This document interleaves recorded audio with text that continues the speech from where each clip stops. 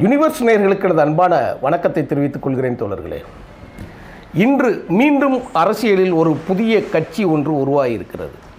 அதற்கு பெயர் பார்த்திங்கன்னா திராவிட வெற்றி கழகம். இந்த பெயரே ஒரு இரவல் வாங்கப்பட்ட பெயரைப் போல இந்த கட்சியின் பெயர் அமைந்திருக்கிறது. ஆனால் இதற்கு காரணமானவர்கள் யார் என்று கேட்டால்தான் இது ரொம்ப அரசியல் முக்கியத்துவம் பெறுமா பெறாதா என்று தெரியும். நடிகர் விஜய் அரசியல் கட்சியை ஆரம்பிக்கப் போகிறேன்னு சொல்கிற பொழுது அவர் என்ன பெயர் வைக்கப் போகிறார் என்றோ அதில் திராவிடம் என்ற சொல் இருக்குமா, தமிழ்நாடு என்ற சொல் இருக்குமா அப்படிங்கிற ஒரு பெரிய எதிர்பார்ப்பு இருந்தது. அப்போ அவர் வைக்கும்போது என்ன சொன்னாங்கன்னா, தமிழக வெற்றி கழகம் என்கின்ற பெயரை அவர் வைச்சார். வைக்கும்போது அதில் அந்த பெயரை அறிவிக்கும் போதே பெரியாரையும் அண்ணாவையும் மற்ற பெரும் சமூகத்தில் இருக்கக்கூடிய பெரும் தலைவர்கள், அதாவது அந்த கால தலைவர்களையும் உள்ளே சேர்த்து கொண்டு வந்துட்டாங்க. அப்படியே மூடிட்டாங்க. அது ஒரு பெரிய ப்ரீப்ளானோடு நடத்தப்பட்டது அந்த கட்சி துவங்கிறதுக்கு. தமிழ்நாட்டில் நடிகர் ரஜினிகாந்த் உள்ளிட்ட பல பேர் முயற்சி செய்து தோற்றுப்போன விஷயத்தை ஒரு மிகப்பெரிய ஒரு தலைவராக உருவெடுப்பது கஷ்டம் என்று சொன்னதுனால, சினிமாவில் இருந்து நல்லா பேசக்கூடிய இன உணர்ச்சியும் மொழி உணர்ச்சியும் நில உணர்ச்சியும் இருக்கக்கூடிய தமிழ்நாட்டில் தமிழர்களிடத்தில் நன்றாக பேசத் தெரிந்த ஒருவனை ஈழப் போராட்டத்தின் போது ஒருவனை இரவலுக்கு வாங்கி வாடகைக்கு கம்பெனியை நடத்துவதைப் போல ஒரு கட்சியை நடத்தினாங்க. அதை நடத்தின என் பேர் சீமான். நான் 2013ஆம் ஆண்டே அவனை நான் அடையாளம் கண்டு கொண்டேன். இதை பலருக்கு தெரியும். நான் தெற்கு சைடு ஒரு நகரத்தில் இருக்கக்கூடிய நம்ம சொல் அம்பலமெல்லாம் ஏறாது. ஆனால் என்னை அறிந்தவர்களுக்கும் என்னோடு பழகியவர்களுக்கும் நன்றாக தெரியும். அந்த அமைப்பு நடத்தக்கூடிய கூட்டங்களில் நான் 2013 நான் உள்ள கொடுக்க சொன்னால் 2012 இது இடத்துல சொல்கிறேன். அது தோற்று போய் கண்டபொடி கட்டாயம் அந்த ஒரு முகமூடி கிழிஞ்சிருச்சு. அது எந்த இடத்திலிருந்து கட்சி துவக்கப்பட்டது, யாரால் துவக்கப்பட்டது, அந்த பெயர் யார் வாங்கி கொடுத்தா, அதுக்கு காரணமானவங்க எங்கே இருந்தாங்க, இதை அவரே கூட்டு போய் ஆடிட்டர் குருமூர்த்தி என்கின்ற RSS பாப்பான் கொண்டு என்ன வேலை செய்தான் அப்படிங்கிறத ராமச்சந்திர ஆதித்தன் அவர்களே பதிவாகவே எழுத்து பதிவாகவே போட்டு விட்டார். ஆனால் அவன் முகரையை பார்த்தே நாங்கள் சொல்லிட்டோம். முக்கி பேசும்போது தனி ஆவர்த்தனம் நடத்தும் போதே நாங்கள் சொல்லிட்டோம். இது மோப்பம் பிடிக்கிற நாய் யாருக்காகவோ வாழை ஆட்டுகிறது, கத்தி குலைக்கிறது என்கிறத நாங்கள் கண்டுபிடிச்சோம். ஒரு அரசியல் இயக்கம் ஆரம்பிக்க வேண்டும் என்றால் அதற்கான காரணங்கள் இருக்க வேண்டும், வலுவான காரணங்கள் இருக்கணும். விசால் முதற்கொண்டு உள்ளே வந்தோம். இப்போது அப்படித்தான் பார்த்திங்கன்னா திடீர்னு தினகரன் கட்சி ஆரம்பித்தோம். அது யார் சொன்னாங்க, எது சொன்னாங்கன்னே தெரியாது. அதுதான் ஒரு 2 காணொலிக்கு முன்னாடி நாஞ்சில் சம்பத் என்ன சொல்லி வெளியே வந்தாருங்கிற காணொலியாகவும் நம்ம அதை போட்டோம். அதே மாதிரி தான் நடிகர் விஜய் அரசியல் கட்சி ஆரம்பிக்கிற பொழுது இந்த தமிழ்நாட்டிற்கோ தமிழர்களுக்கு என்ன தேவை இருந்தது? நீ தின்று கொளுத்து போய் உன்னுடைய பண திமிரில் நீ எடுத்த ஒரு சாதாரண ஒரு காருக்கு டேக்ஸ் கட்டுறதுக்கு வழி இல்லாமல் வழக்கு போட்ட நீ, ஒரே ஒரு படத்தில் போட்ட உடனே துள்ளி குதித்த நீ, உன்னை வலையில் சிக்க வைத்ததைப் போல் தூக்கி உட்கார வச்சு தூக்கிட்டு போனாங்க. ஒரு அரசியல் எங்கேருந்து ஆரம்பிக்கும், அதை எப்படி செய்வாங்கங்கிற முழு அரசியல் வரலாறையும் உலக வரலாறையும் அறிந்து தெரிந்து படித்து தெளிந்த பிறகுதான் இதெல்லாம் நாங்கள்லாம் அரசியலில் எங்களோட அரசியல் எது, ஓடுற குதிரையில் ஏறுறதுக்கு எங்களுக்கு அரசியல் கட்சியெல்லாம் தேவையில்லை. அது ஓடிக்கிட்டே தான் இருக்கும். எவனாவது வருவான், ஏதாவது ஒருத்தன் ஆட்சியில் வருவான், அதிகாரத்திற்காக என்ன வேணாலும் பேசுவான், என்ன வேணாலும் செய்வான். அவன்களை பற்றியெல்லாம் எங்களுக்கு பிரச்சனை இல்லை. ஆனால் மக்களின் அடிப்படை தேவைகளுக்காக களத்தில் நின்று போராடக்கூடிய அந்த இளைஞர்கள் பட்டாளங்களை ஒருங்கிணைத்து எதிர்ப்பின் மூலமாக, ஆர்ப்பாட்டத்தின் மூலமாக, மறியல் மூலமாக, தியாகங்களின் மூலமாக பெறப்படக்கூடிய சட்டங்களும் திட்டங்களும் தான் நிலைத்து நிற்கும். அதுக்கு தான் ஒரு அரசியலமைப்பு தேவை. விஜய் எதுக்கு வந்திருக்கிறான்னு கேட்டேன். இதைத்தான் நானும் கேட்குறேன். சத்யா அவர்களே, நீங்கள் எதுக்காக இந்த கட்சி துவக்கிருக்கீங்க? உங்களுக்கான அடையாளத்திற்கா, உங்கள் அரசியலின் அடையாளத்தின் புச்சரிப்புக்காக நீங்கள் கூடி குழாவி தென்னிந்திய நல உரிமை சங்கம் என்கின்ற திராவிட இயக்கத்தின் அடிநாதமாக இருக்கக்கூடிய அந்த வகுப்புவாரித்துவத்தின் மூலாதாரமாக இருக்கக்கூடிய நீதி கட்சி தலைவர்களை நீங்கள் வாடகைக்கு எடுக்கிறீங்க. நீங்கள் யார் எடுக்கிறா வாடகைக்கு? உங்களை தூண்டி விட்டது யார்? இந்த நாள் நீங்கள் அறிவிக்கிற நாள் என்ன நாள்? எதுக்கு ஆரம்பிக்கிறீங்க? இப்போ நீங்கள் கேட்கீங்கல்ல, தலைவர் வைகோ அவர்களை வந்து நீங்கள் என்ன கேட்குறீங்க? நீங்கள் நடைபயணம் எதற்கு போகிறார், யாருக்காக போகிறார், தமிழ்நாடு அரசாங்கத்தை காட்டி கொடுப்பதற்காக இந்த அரசியல் இயக்கம் தொடக்கப்படுகிறதா, இந்த நடைபயணம் நடக்கப்படுகிறதான்னு சொல்லி நான் கேட்குறேன். இப்போ நான் கேட்குறேன், நீங்கள் வந்து இந்த திராவிட வெற்றி கழகம்ங்கிற பேரை இன்றைக்கி ஆரம்பிச்சிருக்கிறீங்க இல்லையா, இதை யாருக்காக நீங்கள் ஆரம்பிக்கிறீங்க? யார் சொல்லி ஆரம்பிக்கிறீங்க? இந்த பெயரை தேர்ந்தெடுத்து யார் மூலமாக யார் அறிவிக்கிறாங்க இந்த மேடையிலன்னு கேட்டால் அவங்களுக்கு எப்படி இருக்கு சொல்லுங்கள்? எப்படி இருக்கும் அவங்களுக்கு? நீங்கள் ஆதரிக்கிறது திமுகவை ஆதரிக்கிறேங்க, தமிழ்நாடு முதலமைச்சர் ஆதரிக்கிறேன்னு சொல்கிறீங்க, எல்லாம் நீங்கள் பேசிடுறீங்க. பிறகு எதுக்கு அவங்களுக்கு கட்சின்னு கேட்டால் அவங்களுக்கு எப்படிதான் இருக்கும்? எப்படி இருக்கு சொல்லுங்கள்? அப்போ உங்களை தூண்டி விட்டது யார்? உங்களை இயக்குவது யார்? தலைவர் வைகோவை பின்னணியில் இருக்கக்கூடிய பிஜேபிங்கிறது அபாண்டமான பழியை நீங்கள் வந்து சுமத்துவதற்கு வாய் கூசாமல், நாக்கு கூசாமல், வாய் புளித்ததோ மாங்காய் புளித்தோன்னு சொல்லி நீங்கள் பேசுகிறீங்க, வைக்கிறீங்க இல்லையா? இப்போ உங்களை வந்து யார் பேசுகிறோம்? உங்களை யார் இப்போ கட்சி துவங்க சொன்னால்? இப்போ யாருக்காக நீங்கள் கட்சி ஆரம்பிக்கிறீங்க? இந்த கட்சியை ஆரம்பித்து நீங்கள் யாரை எதுக்க போகிறீங்க? எதுக்கிறதுக்கு என்ன தேவை இருக்கிறது? அப்போ நாங்கள் கேட்போம்ல, எங்கள் மீது நீங்கள் பழி சுமத்துகிற பொழுது உங்கள் மீது நாங்கள் பழி சுமத்தக்கூடிய அந்த நிலைமைக்கு நாங்கள் வரல. ஆனால் நீங்களே உங்கள் கட்டவரில் உங்களை நீட்டி நிற்கிறத மறந்துட்டீங்க நீங்கள். அதைத்தான் நாங்கள் சொல்கிறோம். இப்போ வந்து சரி, திராவிட வெற்றி கழகம் யார் யார் ஆரம்பிச்சிருக்கிறீங்க? என்ன பழி பேசுகிறீங்க? 1993 அக்டோபர் மாதம் 3ஆம் தேதி தீபாவளி அன்னைக்கு உருவாக்க ஒரு பெரிய வெடிகுண்டு ஒன்றை போட்டு விட்டாங்க. அதெல்லாம் அரசியல் கூட்டணிக்குள்ளே இருக்க சில விஷயங்களை எல்லை தாண்டி பேசுவதற்கு நான் விரும்பவில்லை. அதை பற்றி பேசலை, எல்லாருக்கும் தெரிஞ்ச விஷயம். அன்றைக்கு ஒரு தேவை இருந்தது, அரசியல் தேவை இருந்தது. உலக அளவிலான ஈழ மக்களுக்கான போராட்டத்தின் தனிப்பெரும் தலைவராக தலைவர் வைகோ அவர்கள் முன்னெடுக்கக்கூடிய அரசியலை ஒழிப்பதற்காக,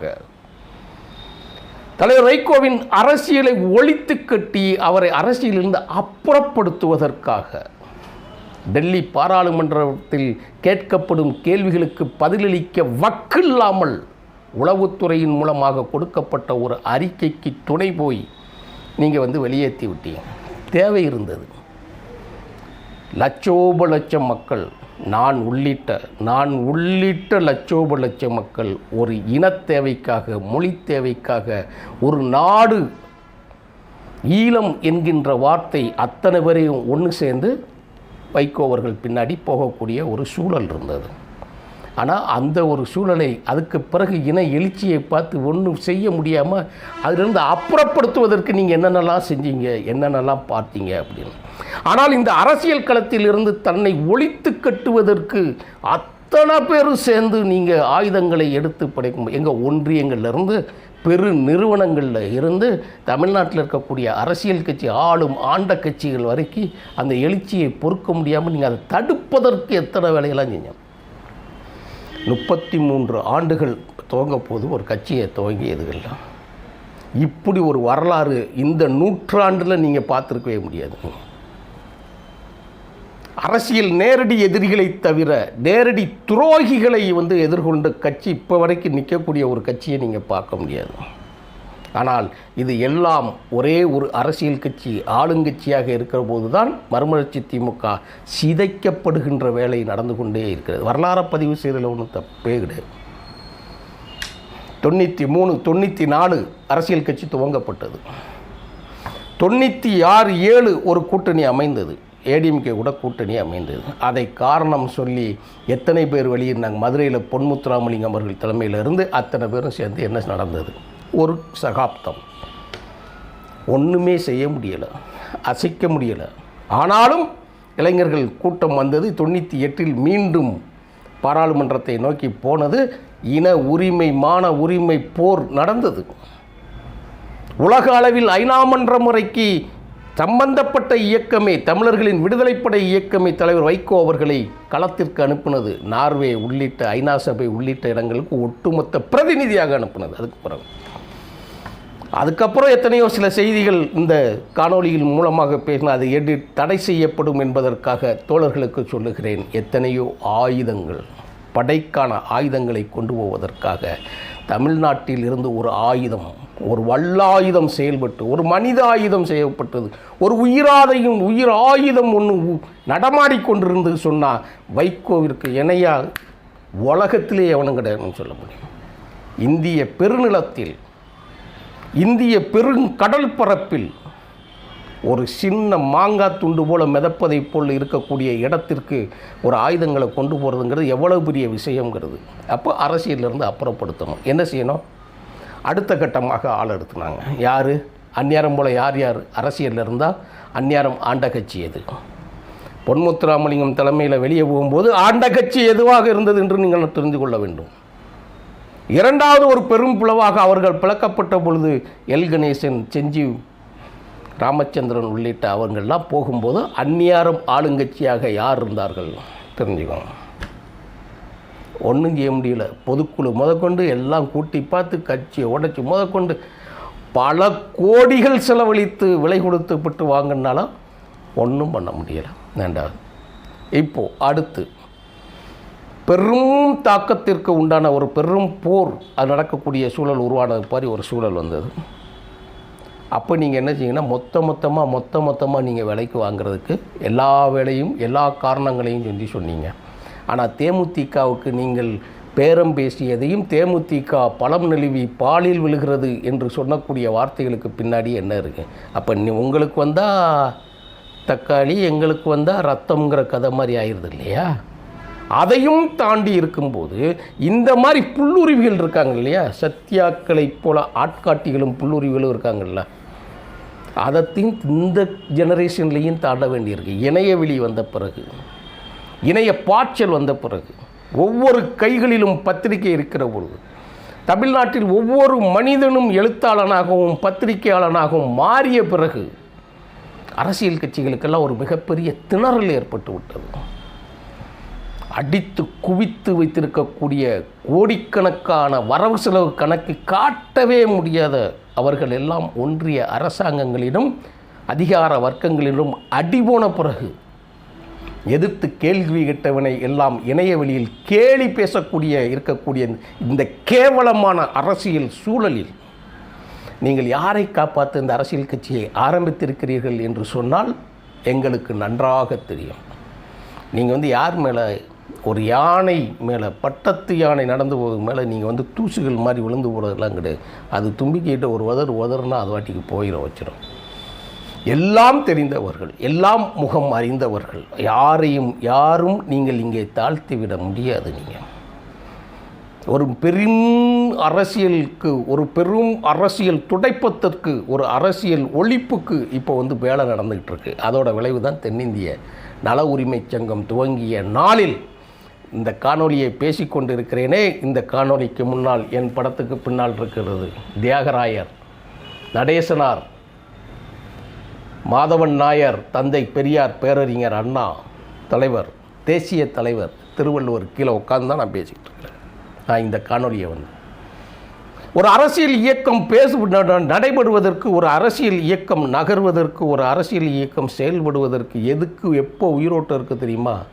அந்த மண்ணுக்கு துரோகம் வருகிற நிலத்தில் தான் இருக்கோம். நீங்கள் நாங்கள் மறுமலர்ச்சி திராவிட முன்னேற்றக் கழகம் தலைவர் வைகோ அவர்கள் இந்த ஆளும் கட்சிக்கு மிகப்பெரிய அரவணைப்பாக இருக்கிற பொழுது, அள்ளி அணைத்து அவர்கள் இருக்கிற பொழுது, அனைத்த கையை புறந்தள்ளி விட்டு துரோகிகளை தூக்கிவிடக்கூடிய வேலைகள் வந்தால் நீங்கள் அதைத்தான் பார்க்கணும். பல காணொலிகளில் பல பேர் சொல்லியிருக்கிறாங்க. எல்லாம் முகம் தெரிந்தவர் சில விஷயங்களை வெளிப்படையாக பேச முடியலை.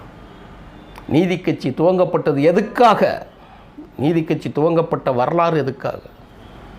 நான் பிராமின்ஸ், பிராமணர் அல்லாதார் நல உரிமை சங்கம் தான் உண்மையான பேர்.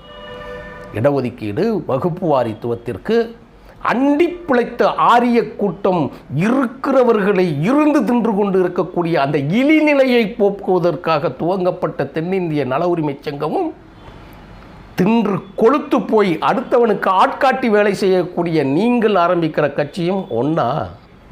அதை நல்லா யோசிச்சுக்கணும். நீங்கள் ஒன்றும் முட்டாள்கள் கிடையாது. எல்லாம் நினைக்கிறீர்கள் பணத்தை வைத்து, அதிகாரத்தை வைத்து ஆட்டம் கட்டுக்கிட விட முடியும், எதிர்த்து கேள்வி கேட்குறவனை பழி சொல்லிட முடியும். அப்படி எல்லோருக்கும் இங்கே வாழ்க்கை இருக்கிறது, எல்லோருக்கும் இங்கே தேவையும் இருக்கிறது. இங்கே ஒன்றும் திராவிட இயக்கத்துக்கு யாரும் அத்தாரிட்டி இங்கே கிடையாது.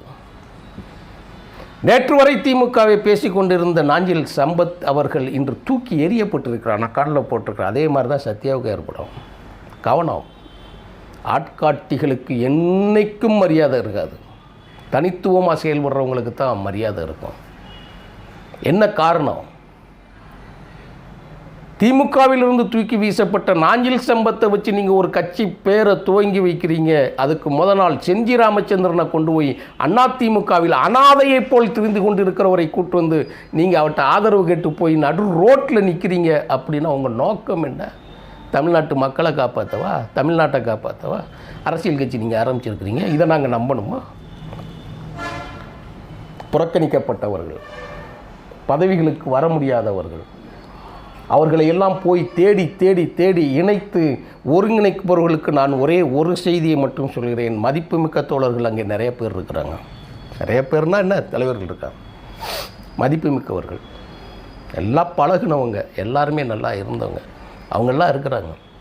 அவங்களுக்கு நான் சொல்கிறதெல்லாம் ஒன்று தான். நான் ஒரு சாதாரண அடிநிலையில் இருக்கக்கூடிய ஒரு தோழன் என்கின்ற முறையில் இருக்கிற மரியாதைகளை கெடுத்து கொள்ளாதீர்கள். சிங்கத்தின் தலைமையை விட்டுட்டு ஒரு ஆட்டின் தலைமையை ஏற்றுக்கொண்டு கசாப்பு கடைக்கு போய் உங்களை அழித்து கொள்ளாதீர்கள். அதுதான் நான் சொல்லக்கூடிய முக்கியமான வார்த்தையாக இருக்கும். நீங்கள்லாம் யார்? எல்லோரும் இந்த மண்ணுக்கு உழைச்சிருக்கு. ஆனால் யாரோட தலைமையை ஏற்றுக்கணுன்னு இருக்கணும், என்ன காரணத்துக்குன்னு இருக்கணும். தலைமைக்கு கட்டுப்படாதவர்கள். சரி, இன்றைக்கி நீங்கள் கட்சி ஆரம்பிச்சிட்டிங்க இல்லையா, தலைமை ஒருங்கிணைப்பாளர் ஆகிட்டீங்கல்ல, உங்களை மாதிரி உங்ககிட்ட சொல்லாமல், உங்கள் படம் இல்லாமல் ஒரு நிகழ்ச்சிக்கு இந்த கட்சியில் பேர் வேண்டாம், அனைத்து கட்சியில் இருக்கக்கூடிய பொறுப்பாளர்கள் எல்லாம் போய் தனித்தனியாக ஒரு பேட்டி கொடுத்து தனித்தனியாக ஒரு செய்திகள் எழுதுனா இப்போ மல்லை சத்யா எப்படி ஏற்றுக்கிடுதாப்புலங்கிறத நான் பார்க்குறேன். எங்ககிட்ட ஒரு வார்த்தை கேட்க வேண்டாமா? எங்கள் கொள்கைகள் என்னன்னு தெரிஞ்சுக்கிட வேண்டாமா? நீங்கள் கேட்பீங்களா மாட்டிங்களா?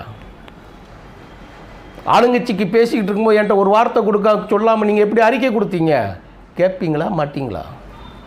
தலைமைக்கு தெரியாமல் பொதுக்கூட்டத்திற்கு நீங்கள் எப்படி தேதி கொடுத்தீங்க? உங்களுக்கு யார் மேடை போட்டா? கேட்பீங்களா மாட்டிங்களா? தலைமைக்கு தெரியாமல் நீங்கள் வெளிநாட்டில் போய் எந்த அமைப்பில் போய் பேசுனீங்க, என்ன அமைப்பு, என்ன விஷயம் பற்றி பேசுனீங்க, கேட்பீங்களா மாட்டிங்களா? இல்லை ஒரு கட்சியில் இருந்து கொண்டு அடுத்தவனுக்கு தூது ஒரு மணியாற்ற வேலையை பார்த்துக்கிட்டு இருந்திருந்தா நீங்கள் போய் இப்போ கேட்பீங்களா மாட்டிங்களா? இதுவரை இந்த நேற்று வரை நீங்கள் பேசிக்கொண்டிருந்த பழிகளுக்கு எல்லாம் இன்று முதல் நீங்களும் அடியாக வேண்டும். அதைத்தான் சொல்கிறோம். திருப்பூர் துரைச்சாமி உங்களை கேட்டு வந்து பேசிடுவாங்கடா போய். புலவர் சிவந்தி இப்போ அப்படி பேசிடுவாரா? அண்ணன் அழகு சுந்தரம் அவர்கள் பேசிடுவாங்களா? அவங்கெல்லாம் இதெல்லாம் தெரிஞ்சு தான் உங்கள் அமைப்புக்குள்ளே வரல, இந்த அமைப்புக்குள்ளே வரல. அவங்களுக்கு தெரியும் எல்லாமே, இது எங்கே வரைக்கும் போகும், எங்கே இடத்துல நிற்கும்னு சொல்லி எல்லாத்துக்கும்.